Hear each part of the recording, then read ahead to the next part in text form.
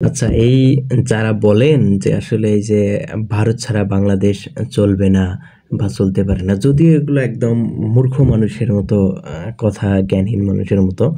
তবু আপনাদের এই জন্য হচ্ছে এই ভিডিওটা, কারণ বারবার শুনতেছি সবাই সে বলতেছে ভাই ভারত ছাড়া দেশ চলবে না, ইয়ে করবে, এটা হবে না, ওটা হবে না। আসলে ভারত ছাড়া চলবে না এটা যারা বলে তারা হয়তো ইতিহাস, এই সম্বন্ধে ইতিহাস জানে না, না হয় হচ্ছে তাদের ভৌগোলিক জ্ঞান বা কূটনৈতিক জ্ঞান হচ্ছে কম।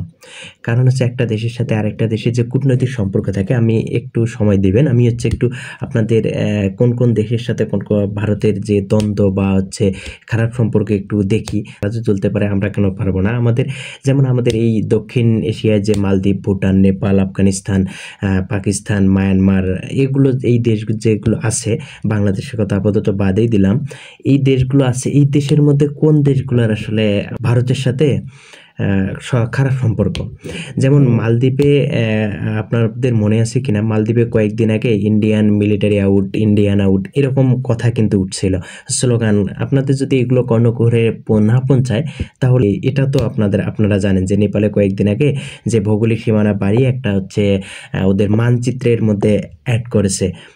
এটা কিন্তু বাংলাদেশের মতোই একটা দেশ, বাংলাদেশের বায়োপিক বলা চলে।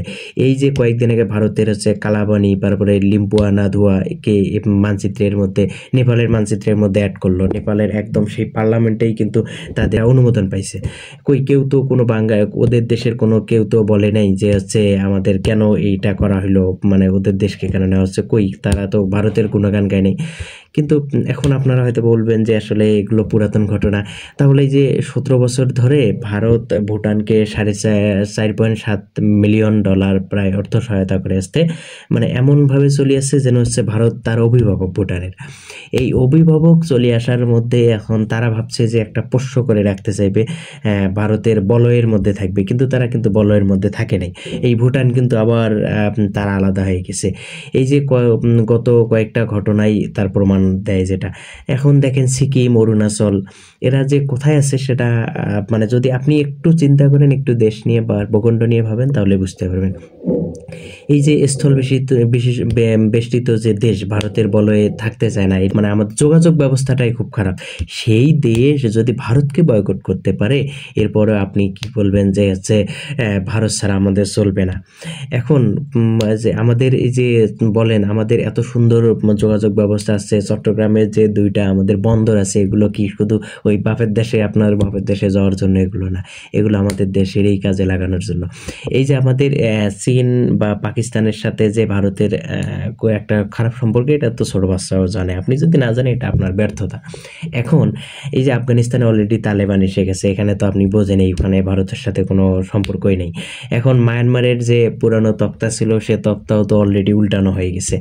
আর লাওসের ঘটনা তো সবাই জানে, যে কয়েকদিন আগে কি হলো, লাওসের হচ্ছে বিদ্যুৎ দিয়ে, চীন তাদেরকে বিদ্যুৎ দিয়ে লাওস পুরা কিনে নিল, একদম পোষ্য করে নিল তাদের রাষ্ট্রকে। তারপরে ইরানের দিকে যদি যান, ওই দিক ইরানের সাথে ছিল ইসরায়েলের শত্রু, আর সেই ইসরায়েলের সাথে আবার এরা ব্যালেন্স করে চলছিল ভারত। এই ব্যালেন্স করতে ইরানকেও হারিয়ে ফেলছে অনেক আগেই। এখন এখন আপনি বলবেন যে আমাদের আমেরিকা আছে, খুব শক্তিধর হাডমওয়ালা আমেরিকা আছে, কিন্তু আপনি কি জানেন যে রুপিগুলার দাম কমতেছে? রুপিগুলোর দাম এত পরিমাণ কমতেছে যে এত পরিমাণ কখনো রুপির দাম কমে নেই। এখন এই রুপির দাম কমলে কয়েকদিন পর দেখবেন যে ভারত আমেরিকা আর আপনাদেরকে হচ্ছে ইনভাইটেশন কার্ড দিতেছে না। এখন ডোনাল্ড ট্রাম্প নিজেই কি বলবে সেটা আপনারাই 2 দিন পরে ইতিহাস হিসেবে তাদের মুখের কথাই জেনে নিয়েন, আমি আগে না বললাম।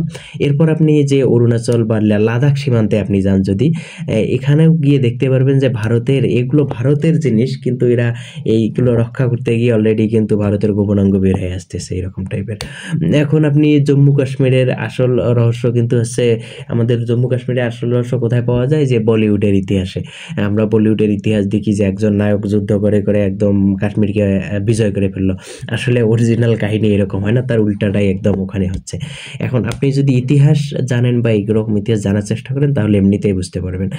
এখন একমাত্রই যে দেশটা ছিল সেটাই হচ্ছে বাংলাদেশ, যেটা বাংলাদেশের সাথে ব্যালেন্স করে চলতো।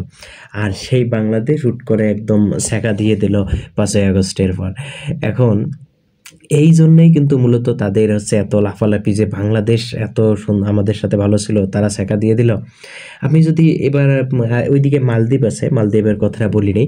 মালদ্বীপের যে হচ্ছে আমাদের আছে মজ্জু সরকার। এই মজ্জু সরকার কিন্তু কয়েকদিন আগে কিন্তু ভারতের নাগরিককে ফেরত পাঠাইছে। আবার ভারতের হচ্ছে পর্যটকদের জন্য নিষিদ্ধ করছিল তাদের দেশকে।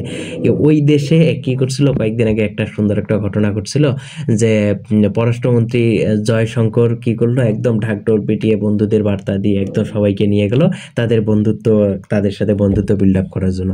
কিন্তু কি হলো, তারা কি ঘটনা ঘটাইলো, মোদিজি গোসল করছে হচ্ছে তাদের নদীতে, কিন্তু তারা টুইট করলো যে হচ্ছে আবার আমাদের হচ্ছে কি কোথায় এটা আমাদের হচ্ছে মালদ্বীপের একটা হচ্ছে জায়গায় এরা গোসল করছে বা ঘুরতে গেছে এইরকম টাইপের। এখন মানে তাদের সাথে একটা দ্বন্দ্ব অলরেডি আছে। এইদিকে আছে আপনাদের ডুকলাম যে সীমান্তের জায়গা আছে, এটা নিয়ে তো অনেক কাহিনী করলো, ঝড়ঝাপটা অনেক করলো। সেই ডুকলামেই কিন্তু ভুটান দিয়ে দিল কাদেরকে, চীনদেরকে। চীন নৃত্য দিল, এরা কিন্তু কিছুই করতে পারলো না। সেই ডুকলাম টানাটানি করে শেষমেশ আর রক্ষা করতে পারলো না। এই যে শিলিগুড়ির অবস্থা কি রকম চলতেছে এখন, আপনাদের যদি হচ্ছে এগুলো না বোঝেন, ভৌগোলিক অবস্থা না বোঝেন, না জানার চেষ্টা করেন, তাহলে দিন শেষে দেখা যাবে কি যে মানে আপনি শুধুই বলবেন যে ভারত ছাড়া বাংলাদেশ চলবে না, হায় হায় বাংলাদেশের কি হয়ে যাবে।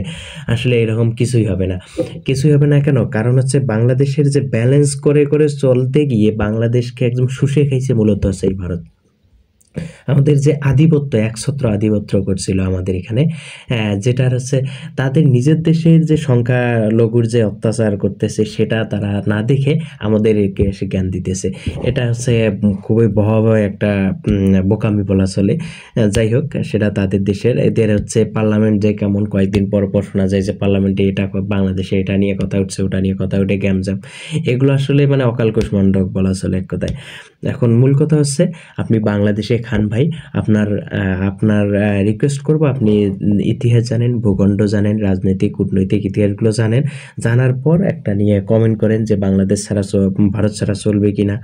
আর যদি হচ্ছে আপনি না কমেন্ট করেন তাহলে ভাই আপনি দয়া করে ভারত চলে যান। আপনার সেখানেই আপনার যোগ্যতার মূল্যায়ন করা হবে। এখানে কখনোই আপনার মূল্যায়ন করা হচ্ছে না, হবে না। বাংলাদেশ আমার দেশ, আমি বাংলাদেশকে ভালোবাসি, আমি বাংলাদেশের নাগরিক। আমি আমার বাংলাদেশকে খাই, বাংলাদেশের নুন খাই, গুণ গাই। বাংলাদেশের যদি বললেন আমি চামচামো করি, ইয়েস আমি বাংলাদেশের চামচামোই করি। আপনাকে ধন্যবাদ। আর যারা বলেন, আশা করি হচ্ছে আমি যে পয়েন্টগুলো বললাম, এই পয়েন্টগুলো সামান্য কিছু পয়েন্ট বললাম, এই পয়েন্টগুলো ধরেও যদি আপনি ডিটেলস জানতে চান তাহলে এমনিতেই সব কিছু বুঝতে পারবেন। ধন্যবাদ।